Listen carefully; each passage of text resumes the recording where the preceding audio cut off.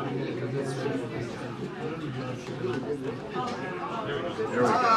we go. Okay, Silas, you can come out now. There we go. No, it's Megan. You questioned me. Is that Sean? Comment on the Trump indictment?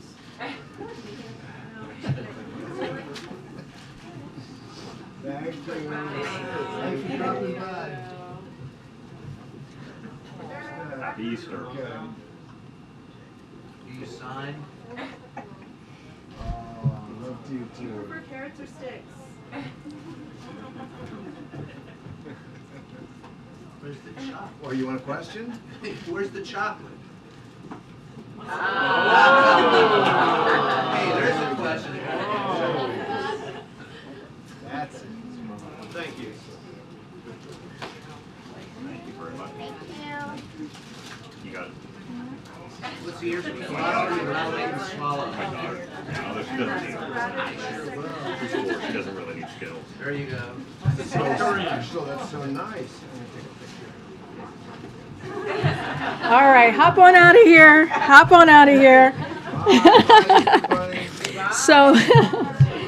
So for the second year in a row, thank you, Easter Bunny. Thank you. For the second year in a row, we've turned the South Lawn of the White House into a school community where 30,000 people from across the country will participate in one of the White House most cherished traditions. This year's theme is Egg-ucation.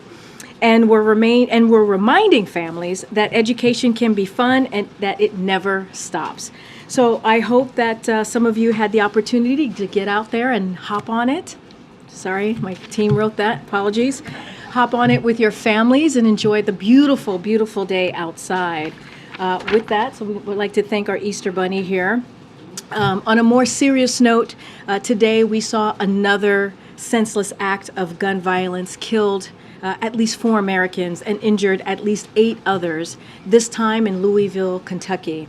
The President and the First Lady are praying for those killed and injured in the tragic shooting in Louisville and for the survivors who will carry the trauma for the rest of their lives. They are grateful for the LMPD officers who quickly and courageously stepped into the line of fire to save others. Once again, today, the President has called on Republicans in Congress to work together with Democrats to take action, to ban assault weapons and high-capacity magazines, to require safe storage of firearms, to require background checks for all gun sales, to eliminate gun manufacturers' immunity from liability. These are common sense actions we can ask for and should be getting right now. And it's what Americans want. We know that majority of the American people support this. Instead, we've watched Republican official after Republican official after Republican official double down on dangerous bills that make our schools, that makes our places of worship, that makes our communities less safe, while too many Americans are paying with their lives. So again, we need to act, and we need Republicans to show some courage, Republicans in Congress. Over the weekend, a single court in Texas has taken the dangerous steps of rejecting FDA's scientific approval of mifepristone, a medication that has been on the market for more than 20 years and is used safely in more than 60 countries, providing critical care for women. This court decision threatens access to this medication, which is used not only for abortion, but also for other critical purposes, like helping women manage miscarriages. If the decision stands, it will put women's health at risk and undermine the FDA's ability to ensure patients have access to safe and effective medications when they need them the most. This decision further stripes away Americans' fundamental freedoms and interferes with a woman's ability to make decisions about her own body. And it's another step towards the ultimate goal that we've heard over and over again from anti-choice officials that both the state and at both the state and national level, eliminating access to abortion for all women in every state. It is also an attack on FDA's authority to review and approve a wide range of safe and effective medication for Americans and could open the floodgates for other medications to be targeted and denied to people who need them. So we were prepared for this outcome, and as you all saw, the Department of Justice appealed the court's decision and is seeking a pending appeal. But I want to be clear because there is a lot of bad misinformation out there. Mifepristone continues to be available and approved for the time being. Again, Mifepristone continues to be approved and available for the time being. This administration stands by the FDA and is prepared for this legal fight, and we will continue our work to protect reproductive rights to ensure that women can make their own decisions about their own bodies without government interfering. With that, I have some more guests that are supposed to come through that door any moment now. Timing, okay. And so finally, today, he was actually in the suit. No, just kidding. Just kidding, Admiral. He was not in the suit, right? Okay, so finally today, as you can see, Admiral John Kirby, my colleague from NSC, is here to join us to give a preview of the President's trip abroad, where the President's going to leave tomorrow morning for the United Kingdom and also Northern Ireland, a trip that the President is definitely looking forward to. And with that, Admiral, the floor is yours. Good afternoon, everybody. So, as Karine just mentioned, the President is traveling to the United Kingdom and Ireland this week. And as I think you all also know, he's very excited for this trip and has been now for quite some time. Tomorrow he will depart for Belfast, where he'll be greeted upon arrival at the airport by Prime Minister Sunak, who he also just saw last month in San Diego at the AUKUS announcement. On Wednesday, President Biden will meet with Prime Minister Sunak bilaterally. From there, President Biden will head to Ulster University to deliver remarks marking the tremendous progress since the signing of the Belfast Good Friday Agreement 25 years ago. And he'll underscore the readiness of the United States to preserve those gains and support Northern Ireland's vast economic potential to the benefit of all communities. Today, I think you all know, is actually the 25th anniversary since the Belfast Good Friday Agreement was signed, ending decades of violence and bringing peace and stability to Northern Ireland. President Biden cares deeply about Northern Ireland and has a long history of supporting peace and prosperity there. As a U.S. Senator, Joe Biden was an advocate for how the United States could play a constructive role supporting peace. Now, following his speech at Ulster University, the President will travel to Ireland on Wednesday afternoon. He will visit County Louth, where his great-grandfather James Finnegan was born and the Finnegan family lived before they crossed the sea to begin a new life in America. And he'll tour Carlingford Castle. On Wednesday night, the President will spend the night in Dublin. On Thursday, he will meet with President Higgins of Ireland and participate in a tree planting ceremony and ringing of the peace bell. Following that ceremony, he will meet again with the Taoiseach, Leo Varadkar, whom the President just hosted here for St. Patrick's Day, as I think you all remember. In both meetings, the President will discuss our close cooperation on the full range of shared global challenges. He will then address a joint session of Irish Parliament about U.S.-Irish cooperation to advance democracy, peace, security, and prosperity, as well as the shared deep history between the United States and Ireland. Today, 1 in 10 Americans claim Irish ancestry, and Irish Americans are proudly represented in every facet of American life. Ireland's a key economic partner of the United States, and the United States and Ireland are working closely together to make the global economy more fair. Ireland has been a key partner for 21st century challenges as well, and the Irish government has been strong supporters of Ukraine, providing vital, non-lethal assistance, including medical supplies, body armor, and support for Ukraine's electric grid, as well as their agriculture. They have supported EU sanctions on Russia, and the people of Ireland have generously welcomed nearly 80,000 Ukrainians, offering refuge to those who were forced to flee their homes in search of safety. On Thursday night, President Biden will attend a banquet dinner at Dublin Castle, and on Friday, the President will travel to County Mayo, where he will tour the Sanctuary of Our Lady of Knock and visit the North Mayo Heritage and Genealogical Center's Family History Research Unit. He will then deliver remarks at St. Murdoch's Cathedral, which his great-great-grandfather, Edward Blewett, sold 27,000 bricks to in 1827. Those bricks were used to construct and support the great cathedral and helped Edward afford to buy tickets for himself and for his family to sail to America decades later in 1851. The President is very much looking forward to that trip again and to celebrating the deep historic ties that our two countries and our two people continue to share. With that, we'll take some questions. Thanks. John, if we can start on the classified document leaks. Has the President been briefed on this breach, and does the U.S. government at this point have any sense of who was behind it? The President has been briefed. He was first briefed late last week when we all got word that there were some documents out there. And he has stayed briefed and in contact with national security officials throughout the weekend. So he has been briefed. And as for the source, as you know, the Department of Defense has referred this to the Department of Justice for a criminal investigation, and I certainly would refer you to them, but I'm not aware that they've come to any conclusions at this point about where they're coming from. And just to follow up on that, at this point, do you believe the leak is contained? Are there more documents out there that have not been released publicly? Is this an ongoing threat? We don't know. We truly don't. Moving to the tensions between China and Taiwan, we know the president can pick up the phone anytime and call President Xi. We've been told that this call is coming for months. Why hasn't he just picked up the phone and called President Xi to say, knock it off? The president looks forward to having another conversation with President Xi. And we'll do that at the appropriate time, and we'll certainly keep you apprised of that. It's important that those lines of communication stay open. The tensions are certainly high right now. We'd like to see this relationship get onto a better footing.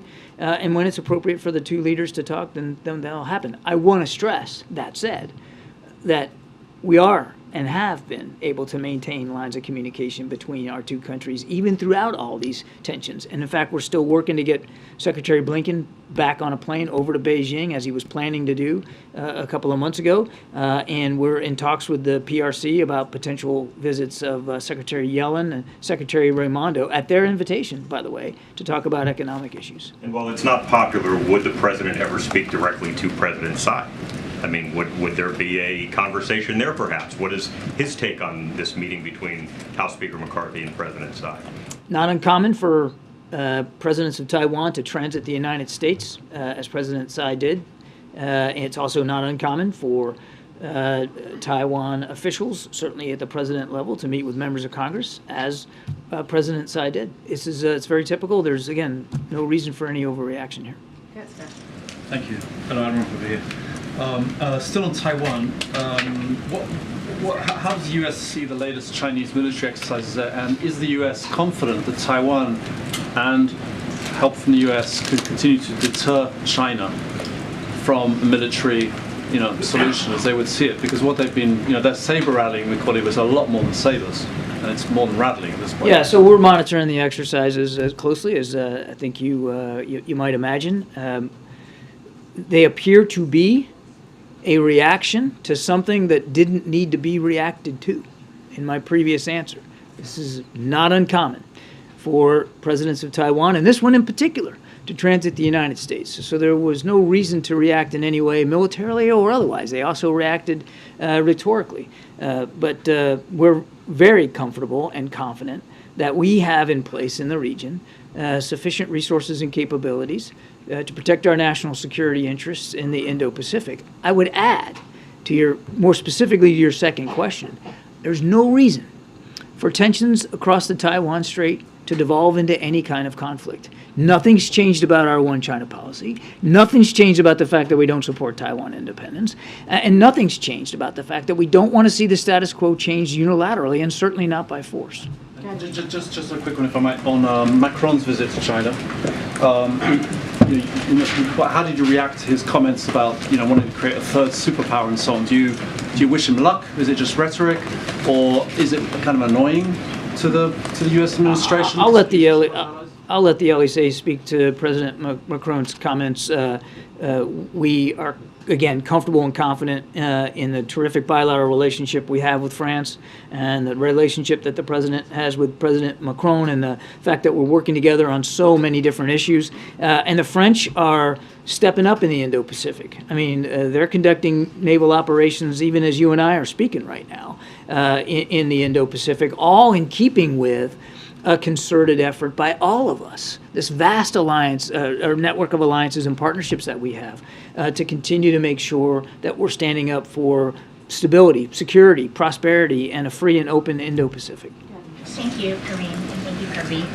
In light of the classified documents, I wonder if you could tell us when was the last time the protocol to grant security clearances was updated or revised in the government? And in light of the leaks, does the president believe you should take another look at that?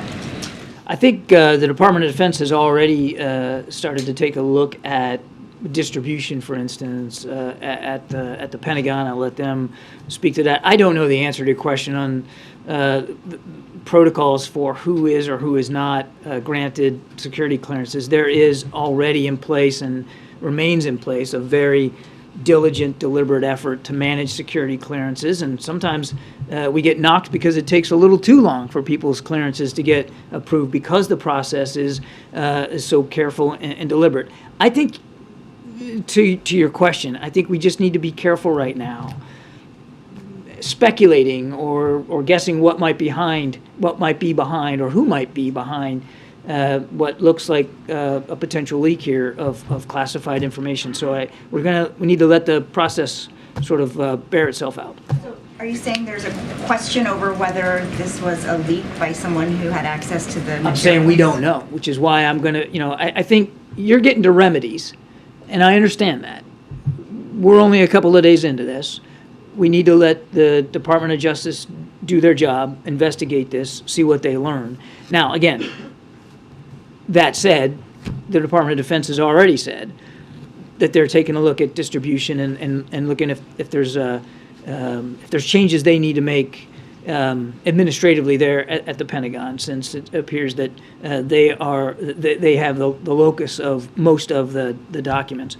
But again, before we start making major muscle movements, we really need to know what we got here and have a better sense from the Justice Department. Just a couple of quick follow-ups. Do you have a sense of the number of people who would have had access to these documents apparently prepared for the joint staff? I do Is not. it hundreds, thousands? I do not. I'd refer you to the Defense Department. And then, given this leak and previous leaks, should the American people think that the administration is losing the battle against whoever wants to steal our secrets, whether it's foreign adversaries or hackers or whomever? I think the American people need to know and deserve to know that we're taking this very, very seriously. The President has been briefed on this. He will stay briefed on this. The Department of Defense is looking into this. They are leading an interagency effort here to review whatever national security implications might come out of all this. And the Department of Justice is leading a criminal investigation. So we're taking this very, very seriously. There is no excuse for these kinds of documents to be in the public domain. They don't deserve to be in the public domain. They deserve to be protected. So we're going to get to the bottom of this, and then if there's actions that need to be taken as we learn more about the extent of what happened here, we'll obviously take those. Are there plans for President Biden to speak with President Zelensky over the leak, or is the White House offering any kind of reassurance to Ukrainian officials about the safety of some of their most sensitive information? U.S. officials have been in touch with relevant allies and partners over the last couple of days at very high levels, and I'll leave it at that. And can you speak to not just the potential leak here, but what appears to be some doctoring of the information? Is this something where it's possible that there may have been a leak, but then a different actor came in, manipulated the information, and posted it online? What's the working theory in terms of the actual altering of this information? I don't know that we've arrived at a working theory. It does appear that at least in some cases, the information posted online had been altered from what we think would be the original source. But there's just no way I can tell you with any granularity right now how that came to be. We're diving into this as strenuously as we can to try to understand that. And in keeping with your point, I mean, we urge all of you to be very careful about how you report on this story, since we know, at least in some cases, that information was doctored. Thanks. Two questions, Sean. First on China. You said that was a reaction that didn't need to be made. Someone call that an overreaction, but how confident are you that there won't be further overreaction leading to actual conflict if this reaction was an overreaction? Well, we certainly don't seek any conflict, and again, there's no reason, Brian, for there to be any conflict over this, or confrontation, quite frankly, since really this is all very status quo and nothing's changed. That's certainly not about our policies, and it's not uncommon for a president of Taiwan to transit the United States. But to the exact question you asked, that's a question that needs to be asked in Beijing about what next. What we hope is next is that, again, tensions de-escalate and that we can continue to communicate with the Chinese, that we can continue to work on getting Secretary Blinken over there. The whole purpose of that trip was to restore some of those additional lines of communication that are still closed after Speaker Pelosi's visit. The mill-to-mill lines, the climate change lines, that was what Secretary Blinken was heading over there to do, and we'd like to see him get back on that plane and head over to do that. And the second question, on the classified documents, has any of that leak led to a direct compromise of efforts to support Ukraine from this administration? And secondly, those who are in that business say that the biggest problem we have is that we need software and hardware upgrades to guarantee that we don't get hacked. Is there any indication that the government is going to invest in the infrastructure to make sure that you can block that in the future? So on your first question, no. We continue to support Ukraine. That's not going to change. President's been... I'm not going to talk about the specific documents that are out there or speak to intelligence. I think you can understand why I wouldn't do that. Your question was, has there been any effect on support to Ukraine? The answer is no. We're going to continue to support Ukraine, as the president has said, for as long as it takes. On technological upgrades, again, I don't have anything to speak to today, and I don't know that even if we did, that we would talk about that in a public setting. But again, we're only a few days into this. We've got an investigation going on at Justice. We got DOD looking at their processes over there. I think we need to let those two agencies do their job, do that work. Naomi. Thanks. Just to follow up on the documents, is the White House concerned about the period of time that elapsed from when they were posted to when they sort of gained traction? We're worried that these documents are out there, ma'am. They shouldn't be out there, period. That's the big worry. And in trying to figure out how that happened. And I'm sure as a part of that, the timeline will be looked at as well. But the main concern is that they're out there, period. They don't need to be, shouldn't be. Absolutely shouldn't be in the public domain. Thanks, Karine. John, has the U.S. changed its timeline for getting the necessary weapons to the Ukraine military in any way? I'm not going to, I wouldn't, even in the wake of, even before this story, I would not sit here and talk about specific timelines of equipment deliveries. You guys know that. I'll go back to what I said to Brian. We're going to continue to support Ukraine. That hasn't changed. It's not going to change. And then a second question separately on NATO expansion. Now that Finland is officially a member of NATO, what's the timetable for Sweden being a part of the defense alliance? We would like to see Sweden join the alliance as soon as possible, but that is going to be a discussion between Sweden and the alliance, and as you know, there's still some work being done in that regard. But we think they're ready now, and we're excited to have them as new members. As a new member. John, hi, back here. Good afternoon. I don't know if you're familiar with this, but this is making a lot of headlines today, this story. Walter Reed up the road in Bethesda. A leading Catholic bishop says Walter Reed Medical Center is violating the religious freedom of service members who are at the facility, and they say that because Walter Reed just ended his contract with the Archdiocese for the military services for providing pastoral care. The Archdiocese calls the move, quote, incomprehensible. Are you familiar with the story, and can you expand on that? No. Why the contract? I'm afraid I'm not, and even if I was, really, this is a better question for the Department of Defense.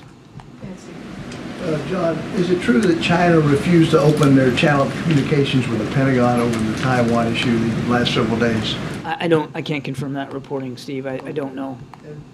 On the documents, have you been contacting any of the governments mentioned in the documents to talk about it, to try to smooth things over? As I said, U.S. officials have over the last couple of days, certainly throughout the weekend, communicated with relevant nations, relevant allies and partners, as appropriate at very high levels to communicate with them about this. Bring this up when he speaks to the British Prime Minister later this week. I won't get ahead of specific items on the agenda in that bilat, but we'll certainly be able to communicate with you after the fact. Thanks, John. Is the president concerned about recent threats of violence in Belfast? And then more broadly, can you just walk us through the decision to visit Northern Ireland at a time in which their assembly isn't functioning? So on the recent violence, certainly we've seen that over the last couple of days there have been some, and the president's grateful for the work that Northern Ireland security forces have done and continue to do to protect all communities and certainly the people in Northern Ireland. And he's again very much looking forward to going to Belfast. The timing of this is really timed around the 25th anniversary of the Belfast Good Friday Agreement, an agreement that the president has a personal connection to, and obviously is very, very proud to see has really changed lives and livelihoods in Northern Ireland. And again, that's really what's driving us. And I just have to try again on President Macron. Do you have a response to him saying that essentially Europe doesn't want to be seen as following the United States' lead on China? Again, I'll let President Macron speak to his comments. We're very comfortable and confident in the strong alliance and the strong friendship that exists between our two countries, and the fact that we have been working together on the continent, and elsewhere around the world with France, whether it's, I mentioned the Indo-Pacific, certainly on Ukraine, in Africa, in the Sahel, going after terrorist threats there. I mean, there's a lot of terrific bilateral cooperation just alone between the United States and France. We're focused on that. We're focused on making sure that together we're meeting the national security requirements of both our peoples. These leaked documents show that the U.S. has pretty in-depth, contemporaneous information about Russia's military operations inside of Ukraine. Has there been any impact on U.S. intelligence gathering efforts in Russia as a result of this leak? And then in terms of the impact on allies who may be concerned that the U.S. simply can't keep this kind of classified information, which is shared among allies, safe, what's the reassurance to them? I won't speak to intelligence collection one way or another on any given day about any other around any topic. So I'm just not going to go there. And as I said, U.S. officials have been in touch with relevant allies and partners, given some of these disclosures over the last few days. And we'll continue to have those conversations as appropriate. And then quickly, it's been nearly 2 weeks now since Evan Gershkovich was arrested in Russia. Why has he not yet been officially deemed wrongfully detained by the State Department? State Department has a process that can take a matter of days and sometimes weeks as they work through that. And I would refer you to the State Department to speak to that in any event. That said, you already heard Secretary Blinken say that in his mind he's wrongfully detained. So why is it taking so long? Again, I'd have to refer you to the State Department. They've got a process here that they run through Jeremy to make these determinations, and we need to let that process bear out. But setting aside for a second that he hasn't been declared wrongfully detained, at least not as of yet, doesn't mean that we haven't condemned his detention. We have. It doesn't mean that we haven't been in touch with his family. We have. It doesn't mean that we aren't also working as strenuously as we can with Russian officials to get him released. He doesn't belong there. He needs to be released. He's a journalist, not a criminal. And it doesn't mean that we aren't going to continue to follow this case as closely as we can. We still don't have consular access, and we're also trying to get that too. Just a quick follow. I know you've said a couple times that the administration has been in touch with allies. Does that include specifically South Korea and Israel, given the described sensitive material as pertains to those two allies? We've been in touch with allies and partners, relevant allies and partners. I'll leave it at that. Thanks, John. I understand that you're saying some of these documents might have been altered, but is it your assessment that at least some of them are authentic? We know that some of them have been doctored. I won't speak to the validity of all the documents, the ones that that don't immediately appear to be doctored. We're still working through the validity of all the documents that we know are out there. The Department of Defense has stood up an interagency effort to try to look at the national security implications, which includes taking a look at these documents to determine whether they're actually valid or not. And I'm just not in a position to speak to that work, which is ongoing. You're assuming some are valid at this point. We're saying we cannot speak to the veracity and the validity of any of those documents at this point. We're studying that. DOD is leading an effort to study that, to figure that out. A couple more. Go ahead. Thank you. Thanks, Kirby. I had a couple questions about the Ireland trip. I didn't hear you mention a meeting with King Charles in the president's schedule. Is that not happening? The president had a terrific conversation with the king last week to talk about certainly his upcoming trip here, but also to let the king know that the First Lady would be representing the administration at the coronation. It was a terrific conversation, and the king was very grateful for it, and the president was grateful for the time that the king afforded him. These are two leaders that have known each other a long time and have a very good relationship.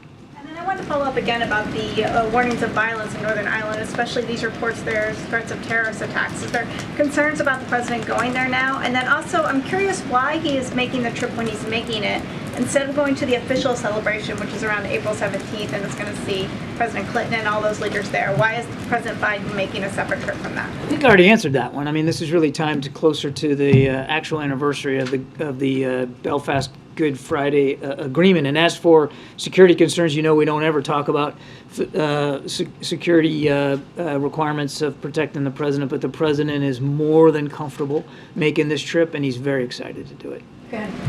We're just finishing up the cherry blossom season in Washington, and it's 111 years since the Prince Tokugawa planted them, and it was much of it was to prevent a war.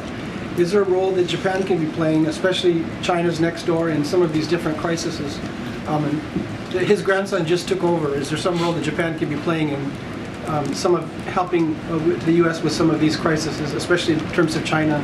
I would argue that Japan already is and has been for quite some time. I mean, they just rewrote their national security strategy that gives them, allows them to be on a more assertive footing in the Indo-Pacific in terms of exporting security. And Japan has been a strong supporter of Ukraine. They have participated and we hope will continue to participate in both bilateral operations and exercises with the Republic of Korea, but also trilateral with the United States, South Korea, and Japan. So they've been really stepping up in a big way. We're grateful for that. And then just to follow up, for those of us that were embedded during the wars, Iraq and Afghanistan, a lot of this is really personal. Some of our friends, people we know, haven't been able to come back.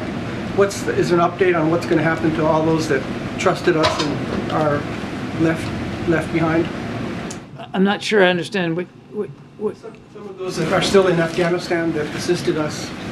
And Afghan allies there, yeah. I'm sorry I didn't understand the question. As I mentioned last week, there are Afghan allies still arriving back here in the United States and able to lead the country on a fairly routine basis. That mission, that work is not stopped, and it's going to continue. Yeah.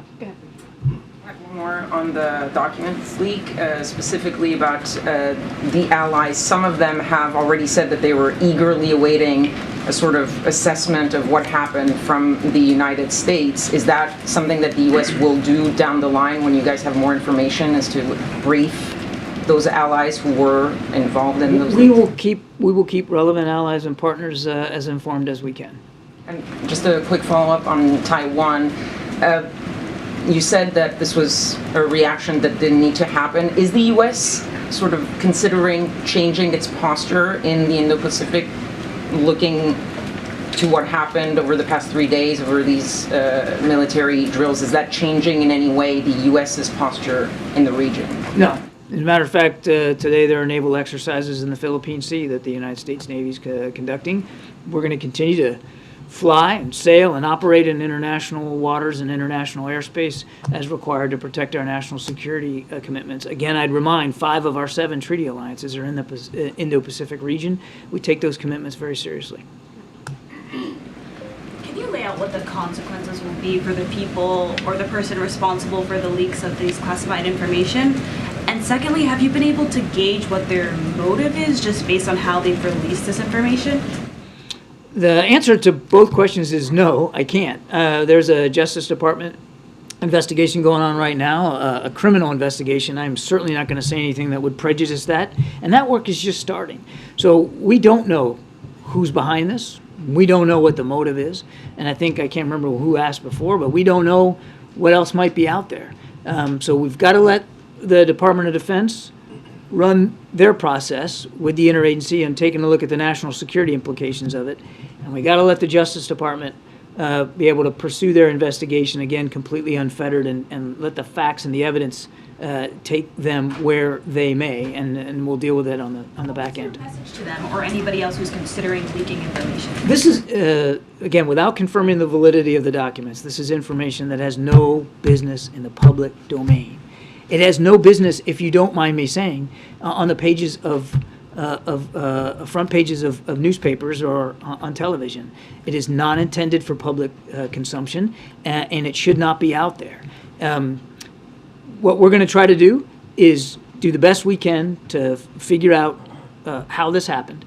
And again, the Justice Department will take it from a criminal investigative procedure, and if the Defense Department has to change processes, they'll do that. But I think every American can understand, at least I would hope every American can understand, that in order to protect this country every day the way we do, one of the things we have to protect is information. Not only the information itself, but the manner in which we glean that information. And so I think you can understand why everybody is taking this particular set of disclosures very, very seriously. Jeff, the U.S. and the U.K. started negotiations on a trade deal nearly 3 years ago. What is the status of those talks, and do you expect that to be on the table at all this week when the President meets with the Prime Minister? We're not in active discussions with the U.K. about a free trade agreement. That said, even out at San Diego, when the President had a bilateral meeting with Prime Minister Sunak, they talked about trade issues, and they talked about trying to find ways to increase and to improve the economic exchanges between the United States and the UK, and that kind of discussion will continue. But there's no active discussions about an FTA. Do you expect a news conference on this trip? I'm sure the press corps would be interested in one. I don't expect there will be a news conference on this trip. James. Thank you very much, Karine. Thank you, Admiral. A couple on the documents and then one on Taiwan, if I may. I don't think that you would be telling us that this information has no business being publicly shared if you weren't prepared to confirm the authenticity of it. If they were completely spurious documents, I think you would say so, and you wouldn't be very concerned about it. I didn't say they were spurious documents. I have been compromised. I'm not going to get into process, James. The Department of Defense has taken a look here at the national security implications of what has been out there to date. And they're doing the forensics. I'm not going to get into that process. Last on the documents before we hit Taiwan. Can't wait. Because you tell us that you simply don't know what's coming next. Is the U.S. government effectively in the position of crouching and waiting for the next bombshell to hit on Telegram or Twitter? You're in a position where you simply don't know how long this is going to go on or how many documents are going to be published. We don't know what's out there, James. We don't know who's responsible for this, and we don't know if they have more that they intend to post. So we're watching this and monitoring it as best we can. But the truth and the honest answer to your question is we don't know. And is that a matter of concern to us? You're darn right it is. On Taiwan, in different respects, you have been candid in saying what you are able to discern about intentions of other countries. For example, you've told us that you discern no immediate plans by China to aid materially in the Russian war effort in Ukraine. You've told us that you discern no immediate plans or movements by President Putin to install tactical nuclear weapons in Belarus. Along those lines, with respect to Taiwan right now, do you discern any movements by China that would indicate an imminent plan to launch military actions against Taiwan? President Xi has said he wants his military ready by 2027. But saying you want to be ready by a certain time doesn't mean that you have an intent. President Xi would have to speak to that specific intent himself. We're not seeing any overt indications that kind of movement militarily is either imminent or inevitable. All right, 2 questions. Thank you. Thank you, Karine.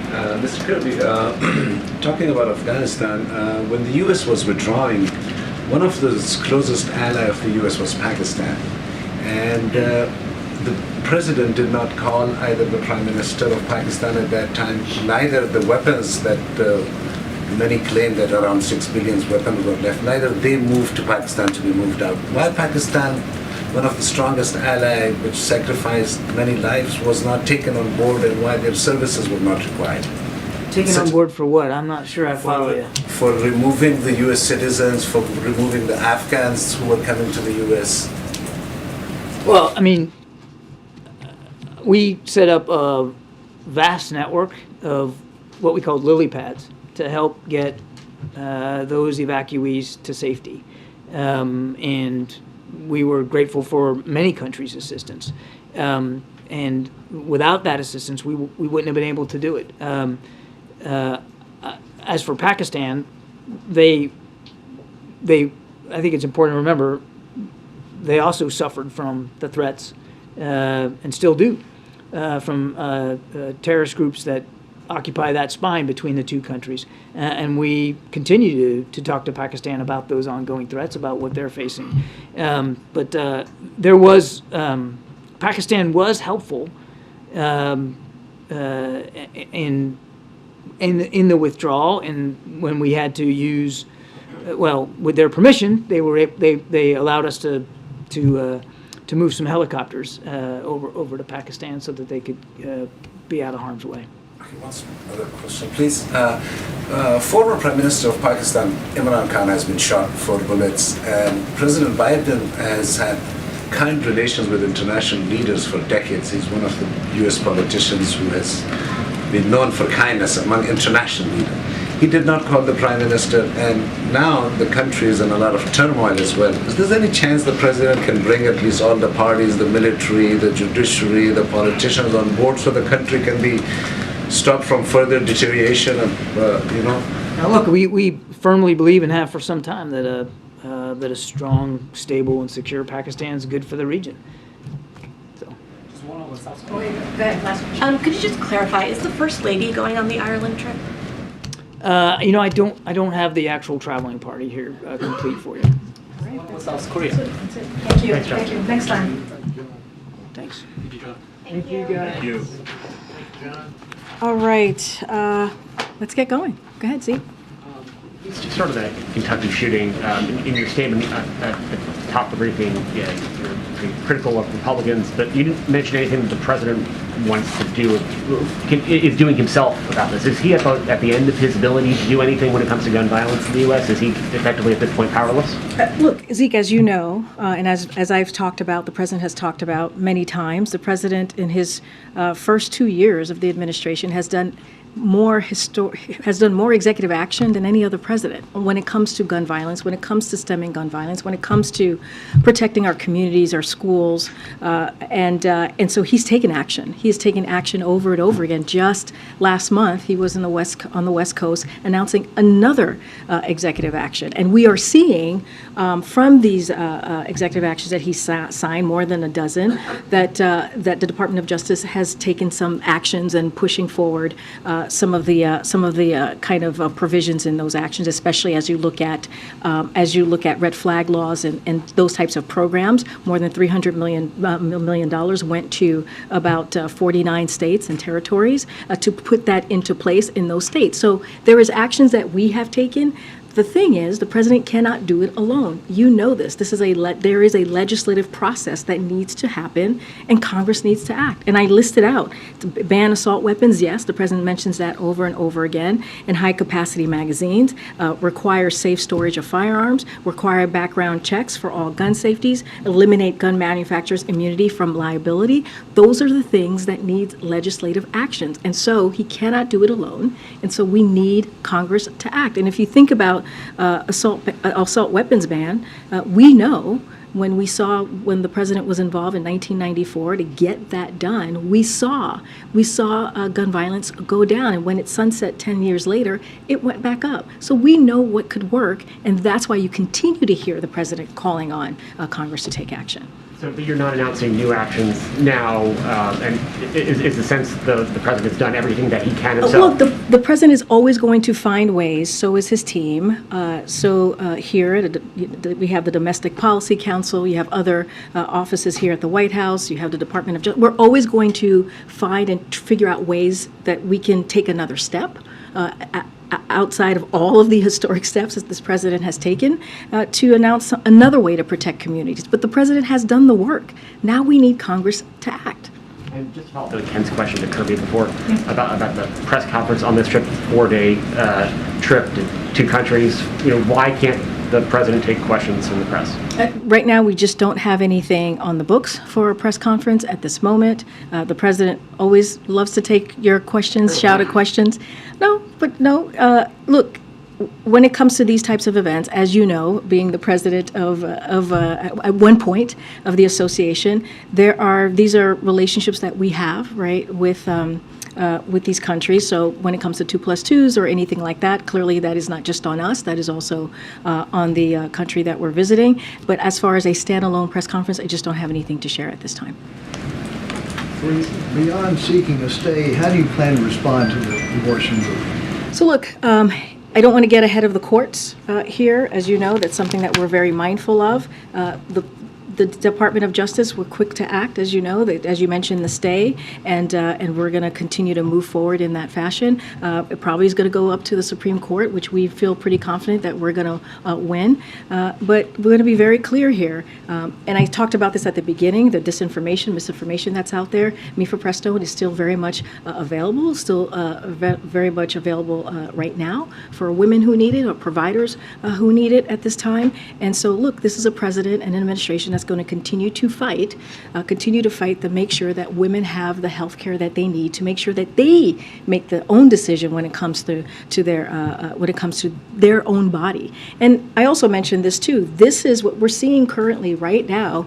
It's part of the plan, right? It's part of what we've been hearing from extreme MAGA Republicans in these different state houses, and of course national Republicans saying that they want a national abortion ban. This is part of this, and so they're going to continue to take those actions. I think we've seen more than 300 pieces of legislation coming out of state houses to take away a woman's freedom, a woman's right to make her own decision, a decision that should be between herself and her doctor. And so, look, the president's going to continue to fight for people's freedoms, in this particular women's freedom. And we saw what the American people said during the midterms. Like, they want us to continue to do that, continue to fight for their freedom. Can I just confirm on that? So the administration is going to comply with this federal judge's order? Look, we are going to always follow the law, always. But doesn't mean that we're not going to fight. Doesn't mean that we're not going to, as you know, DOJ has appealed this, and we'll continue to fight in the courts. And so will the administration then move to expedite reapproval of mifepristone? What I can say is that right now DOJ has already stayed, as Steve mentioned, and is fighting to maintain the stay and ultimately win the case, as we believe, in the Supreme Court. And so we're going to let DOJ do their work, the Department of Justice do their work. Can the FDA reapprove this quickly? So what I can say is that we stand by the FDA's approval of mifepristone, and we are prepared for a long legal fight. That's what I can say from here. That's what we are committed to doing for the providers who are making sure that this is available to women, and also for women out there. But again, it's still available. And as we know, this is a decision is stayed for 7 days starting from this past Friday. And so the status quo remains. But again, we are ready to fight. Thank you, Karine. AOC suggests that the administration should just ignore the ruling, and she said that, quote, "We know that the executive branch has an enforcement discretion." Is that true? So this is similar, I think, to what Terry was asking me. Look, we understand the frustration, right? We get the frustration regarding this decision, absolutely. And that's why we were quick to act. That's why you saw DOJ take action. Basically what I said to Terry, we stand by FDA's approval of mifepristone, and we are prepared to have a long legal fight here. That is our commitment to women out there. That is our commitment to Americans across the country. But I'll say this, it is dangerous.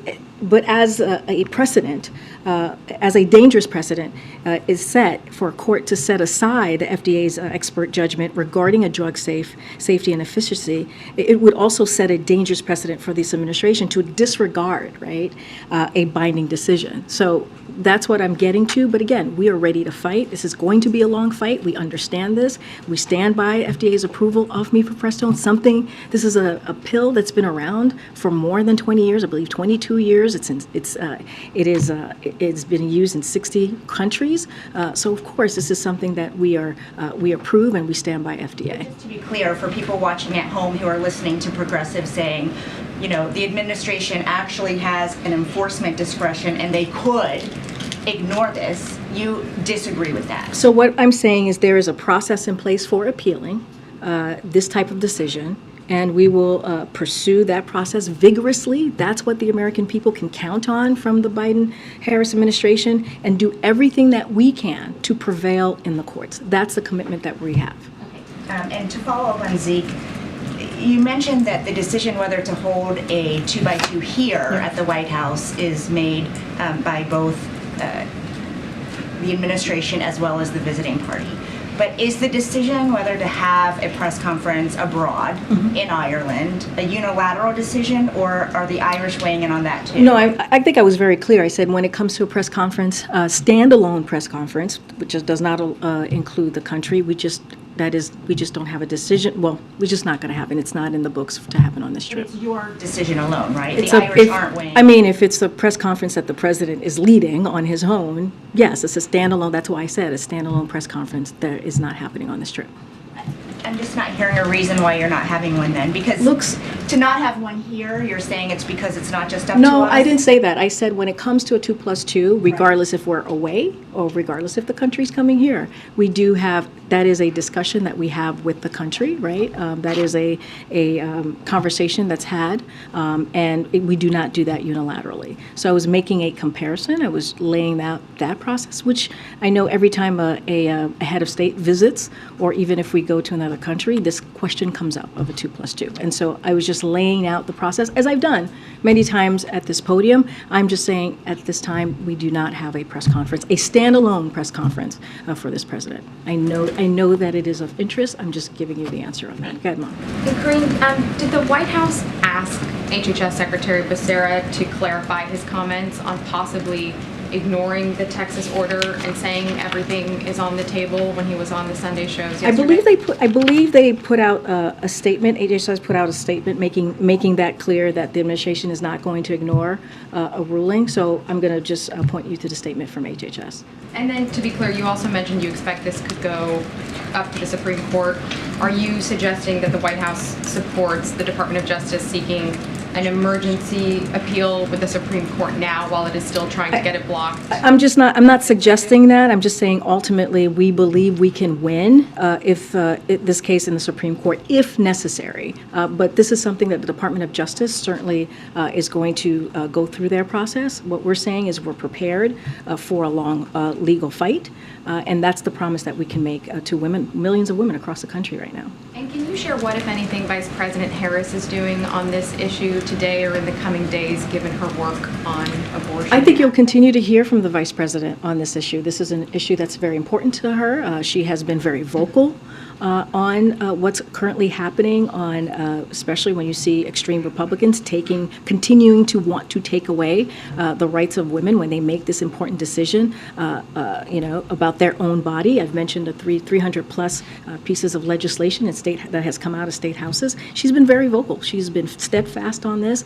and I'm pretty sure you'll be hearing from her in the near future. Good, Ken. We're expecting the EPA to issue new tailpipe emission rules this week.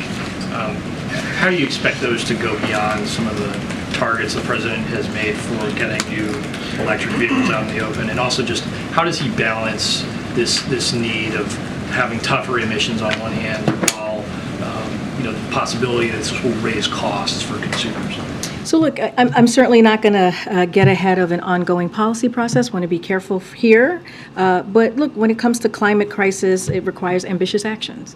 And the president has been delivering on those ambitious actions. As you know, when he walked into this administration, he said climate change was one of the 4 crises that he believed his administration needed to deal with. So his Investing in America agenda has already sparked over $100 billion in private sector investment in electric vehicle charging and manufacturing. Since 2020, the number of electric vehicle models has doubled, EV sales have tripled, and the number of EV charging posts is up 40%. So look, this wouldn't be the first time that someone has bet against this president, as you hear us say many times, or you hear him say about himself, and it certainly won't be the last time. He'll continue to prove them all wrong. When it comes to lowering cost for the American people, this is, as you know, something that the president, when you look at his economic agenda, when you look at his economic policy, lowering costs for the American people is something that is at the center of that, is a priority for him, and he'll continue to certainly do that.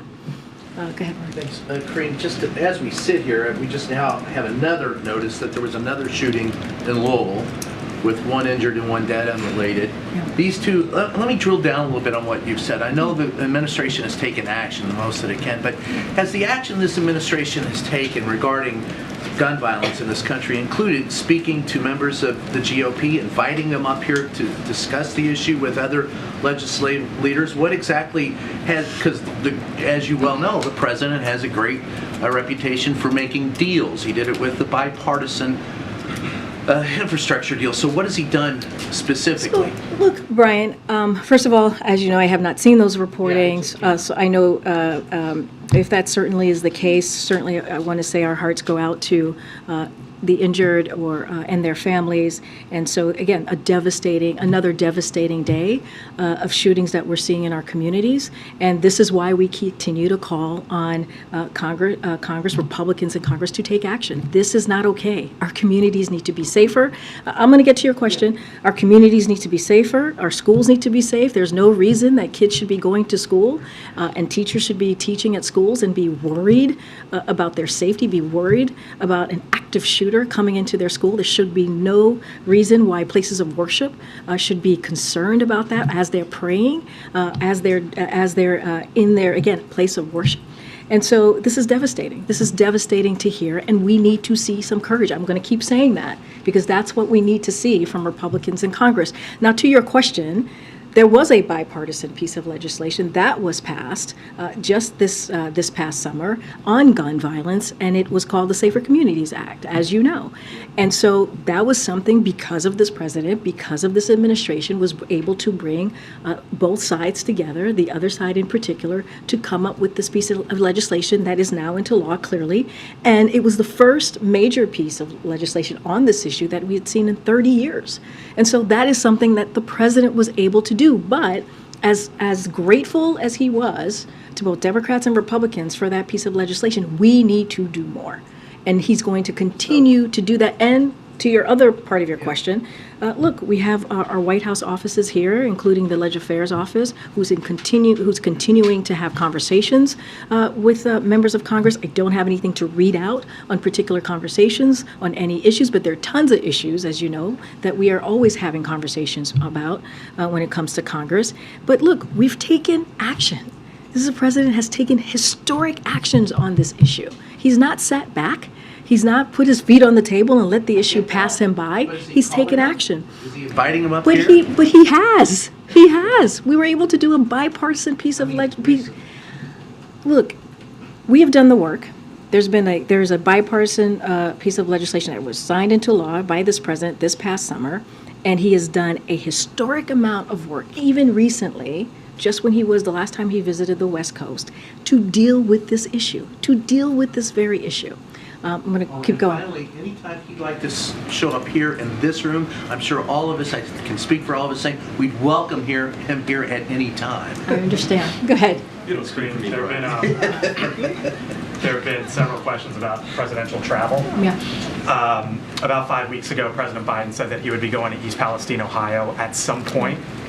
Does the president still feel the need to visit Ohio? Well, the president, I mean, once the president said it, so I will keep that, he keeps to his word. Don't have a trip to lay out or preview for you at this time, but I'm going to just let the president's word stand. So we should expect him there at some point. If he says, the president said he's expecting to at some time, the president means what he says. I just don't have a trip to preview at this time. Thanks, Karine. I wanted to follow up on electric vehicles. You mentioned the investment. Some of the companies investing in EV battery plants here in the U.S. are Chinese companies. Is the administration doing anything to stop China from cashing in on green energy goals? I don't have anything to share on China specifically as it relates to electric vehicles. As you know, the president is committed to this. You see that in his Inflation Reduction Act. You see that in the bipartisan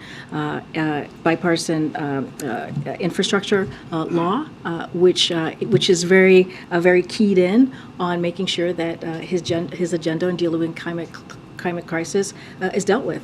So don't have anything on China. You know our where we stand on China. We want competition, not conflict. That's where we have always moved with China. You heard my colleague speak specifically on where that relationship is. Just don't have anything specifically on the electric vehicles. Chinese companies coming in and building EV plants in Again, I Michigan? just don't have anything specific as it relates to China electric vehicles. Go ahead, John. Thank you, Karine. Two questions, two different issues. First of all, on the abortion pill case, you said earlier in the briefing that you believe that this particular case will get to the U.S. Supreme Court, and you also expressed confidence that you win at the U.S. Supreme Court. What gives you that level of confidence? Because this is, let's not forget, we're talking about mifepristone, which has been around for 20 plus years, which is also around in 60 different countries, and it is something that FDA is allowed to approve. They have approved this, and we stand by the FDA when it comes to this. And I said, if necessary, right? We believe we will win. We will win this long fight if it goes to the Supreme Court, if necessary. If that's what indeed occurs, because we are committed. We are committed to this issue. We are committed to making sure that women have access to mifepristone, but also can make their own decision when it comes to their own body, when it comes to this type of important reproductive health care decision that women should have. It is their freedom. It should be their freedom to have this. And then the second question has to do with the lack of a press conference during the president's upcoming trip and the lack of press conference that we see in general from this White House. I represent a news organization that owns 113 television stations, and a question that I'm often asked, and I don't know the answer to, so I'll ask you that question. Is the administration trying to protect the president from our questions? Please, answer that question. Absolutely not. Absolutely not. So why the lack of any interaction in a formal setting to have a press conference? I mean, the president takes shouted questions. I understand, John. I understand. I understand. I've dealt with this question about 3 times already. I understand. It is the job of you all to ask this question to me. Totally get that, and that's not a problem at all.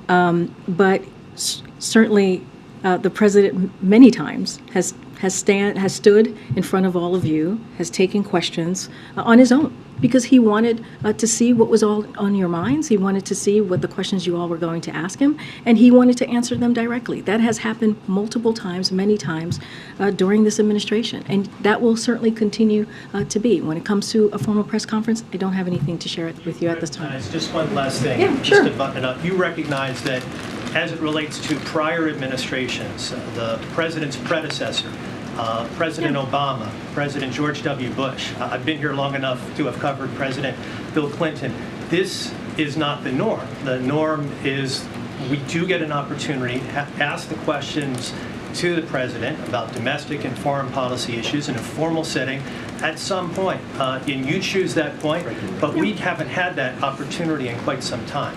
So I'll say this, it is also unprecedented that a president takes as many shouted questions as this president has, and he has. I know the last administration, I'll tell you, almost every day on this Okay, building well, we'll certainly get the data and share that with all of you. I hear, John, I hear your question, I heard Zeke's question, I hear you. I hear you on the press conference, on a formal press conference.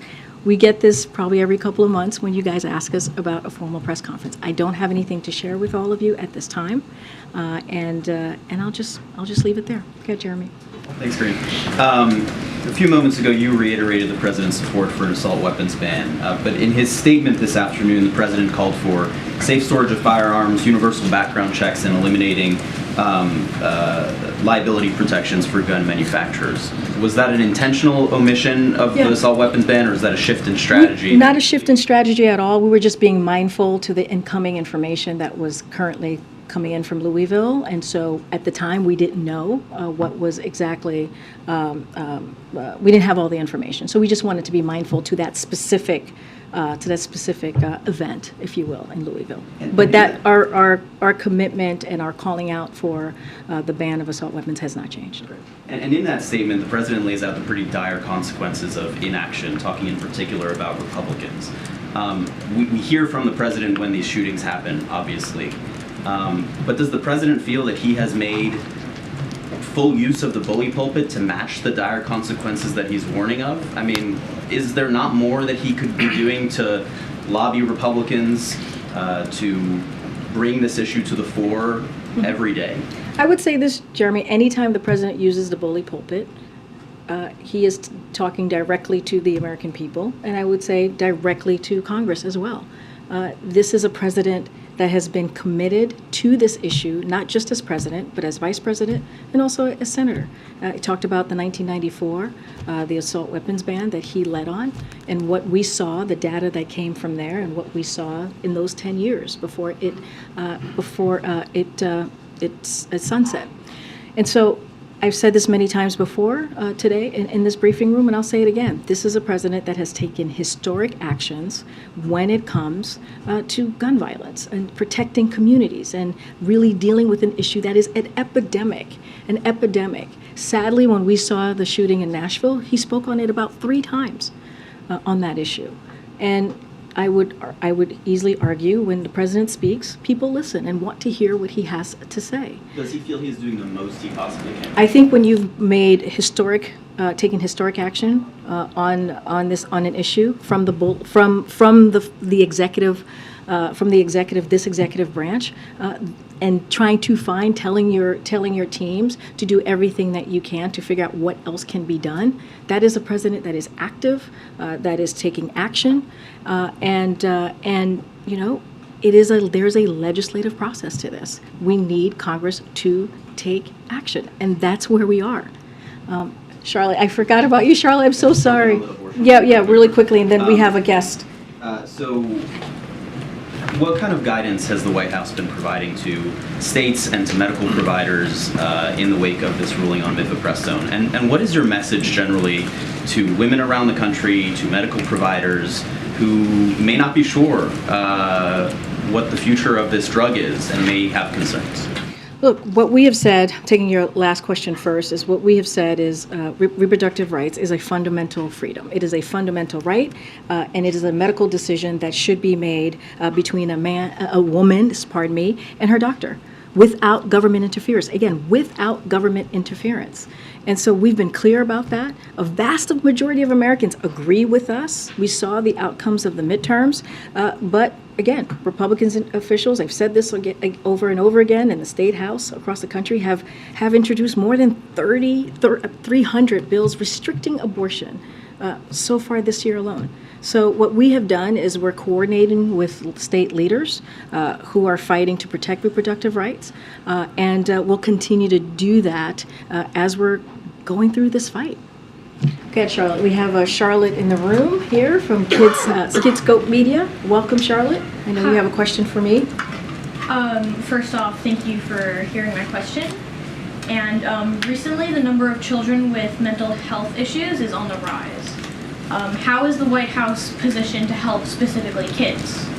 So mental health issues affect so many people, including children, as you just laid out, and kids across the nation. And the COVID-19 pandemic sadly disrupted routines and relationships, and led to increases in social isolation, anxiety, and learning challenges. And so, this is something that the President and the First Lady certainly has led on this issue, and they've done that. We've done that by making sure that schools have the ability to have extra resources, to hire social workers, to hire psychologists, to hire what is needed, experts, so that children in schools in particular have an opportunity to talk to someone. And so this is certainly has been, when it comes to national mental health, this is a strategy that this administration has taken very, very seriously.